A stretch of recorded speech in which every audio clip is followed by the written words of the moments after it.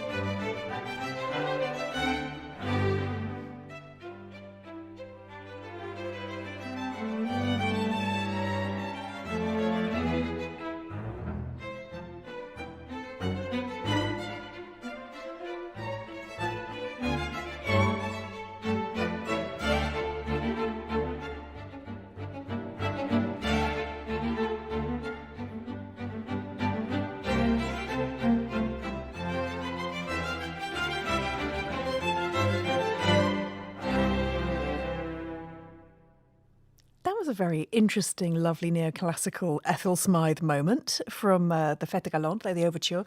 Chachi conducting her ensemble, the Lontano Ensemble, in that recording. But Alison, I want to hear about Pegasus Opera. I mean, it's not a new institution. It's been around for 30 years? 35 years. We started in 1992. Oh my goodness. I stopped counting. Born. I don't know how old that is. 21. I mean, it's fabulous, and you've been in charge now for a few years, haven't you? Yeah, my friend Lloyd started the company after we did the Porgy and Bess at Glyndebourne that was like famous with Trevor Nunn and Simon Rattle. And just to give opportunity to black and brown singers who were not getting opportunities. So now we advocate for and create opportunities for global majority artists. So global majority is the term that is now for a while we were BAME, but global majority, the non-whites of the world are actually the majority of the world, and so we just say global majority. And so we give opportunity for them. We have mentorship programs. We have a partnership with Glyndebourne, which is wonderful because that's where Pegasus was born. See, it's fabulous, that, isn't it? Because, Yeah. I mean, you were in the chorus, right? Weren't you? I was in. I'm the youngest person to date to ever sing in the chorus. I mean, you were what, 16? I was 15 when I auditioned. My goodness. And and they weren't sure whether to put me in a children's chorus or an adult chorus. So not only did they put me in an adult chorus, they made me pregnant. And then I had this family, and I had a husband and my brother, which was Lloyd, who then became my brother in real life. Yeah. And unfortunately, he got cancer. And when he got cancer, he said, "When I go, you're going to run Pegasus." I said, "No, I'm bloody not." And he said, "Yes, you are." And we would argue. And then he stopped arguing with me. And I thought, oh, I won. And then when he passed away, in the will was Alison Buchanan. So I always say when I see him, I'm going to kill him. Well, I mean, it is amazing the work that Pegasus has done. I mean, the world is a very different place from when it started. I mean, but much more work to do, I'm sure. Well, and it's also, I think, now one of the things that I'm focusing on looking forward is also championing works by different composers from different countries, different diverse countries. We did something at the Royal Opera House in the Limbury for the Engender Festival. We called it Mamiwata. And that was female composers from the Middle East, Asia, from Africa, and it was just hearing their voices, and it was with dancers and multimedia, and it was wonderful. And I think it's time to start hearing the different voices in this country. Yeah, I mean, you're nodding away there, Chachi. I mean, this must be I do music to agree. your ears. Yeah, absolutely. And we're going to hear now another little bit of Ethel Smyth, and then I want to hear about this double bill. But now we're going to hear Soul's Joy. This is from Fête Galante.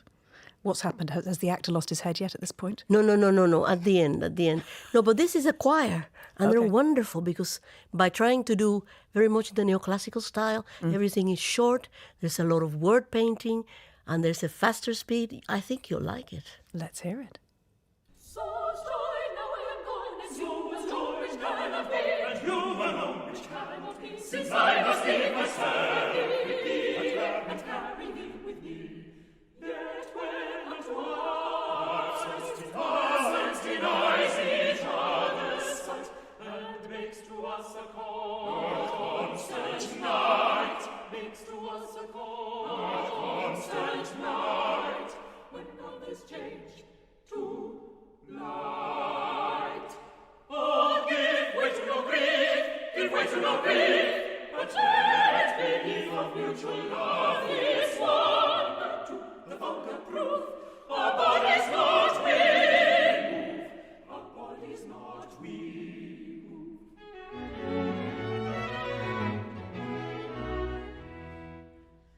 Let not thy wit be weak words, but sensitive. For many miss by distance our joy, they must live and let our soul shall peace. Fools have no means to meet, but by their feet. Why should our clay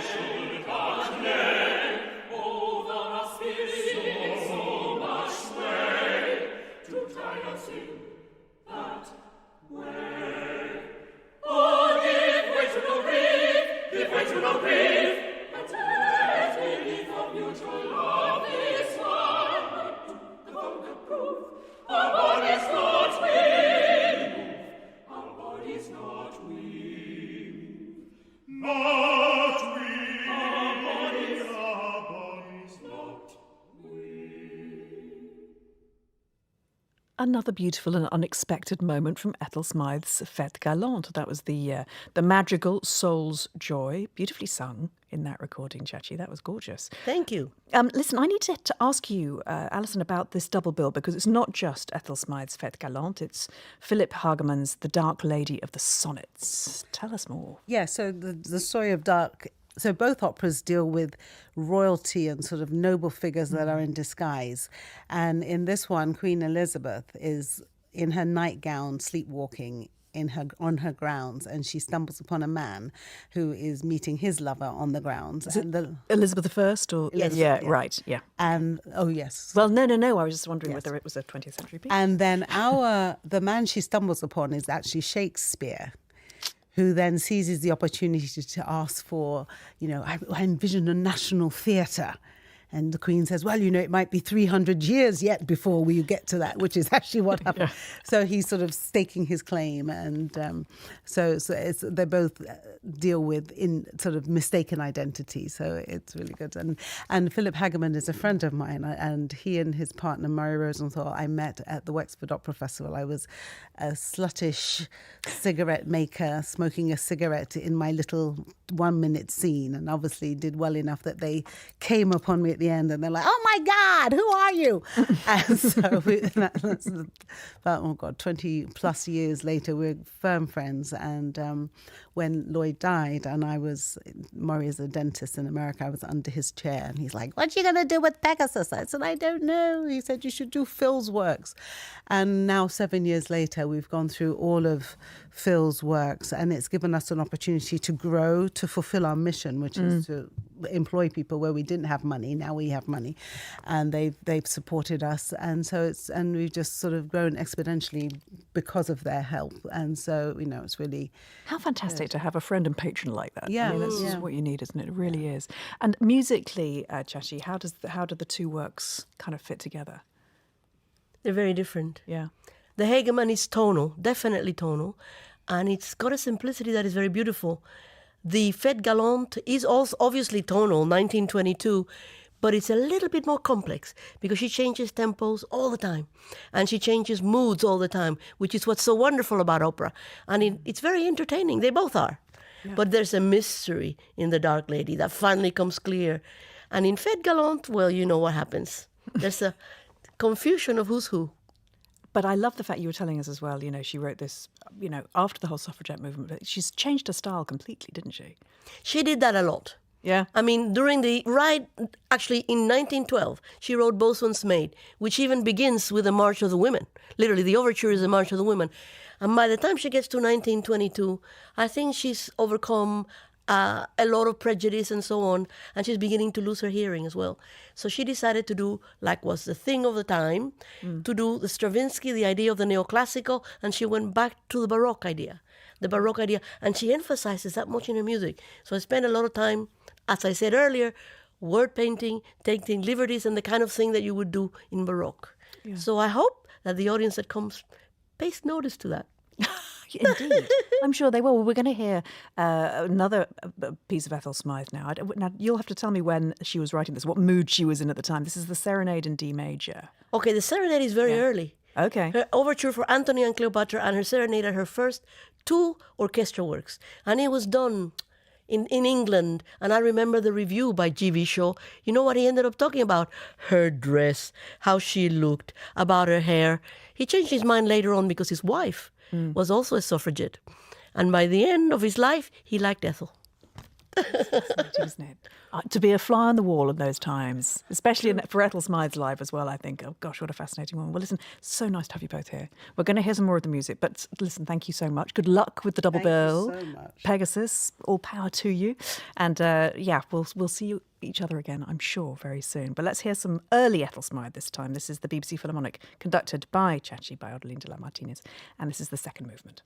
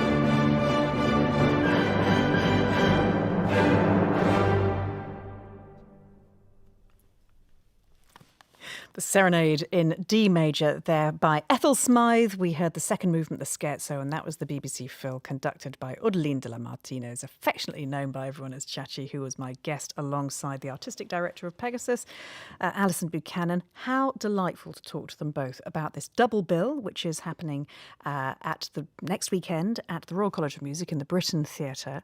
And it's a double bill of Ethel Smyth's opera, excuse me, Fête Galante, and Philip Hargaman's The Dark Lady of the Sonnets. And so it's a Pegasus Opera extravaganza, and I think I would urge you to get along to it if you can. I'm going to certainly try and do so.